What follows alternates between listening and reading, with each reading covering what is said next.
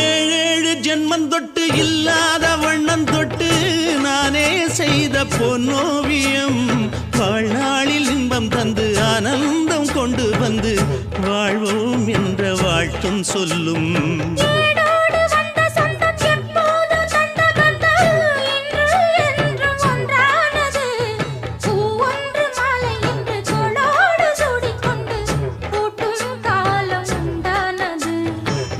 திசை எங்கெங்கும் கொண்டாட ஒட்டி வந்து நம் காதல் பண்பாட வண்ணப்பூவோடு பட்டாட புன்னகையில் உன் மோகம் தொட்டாட இந்த நாள் தானம்மா உந்த நாள் நானம்மா தேனியம்மா அந்த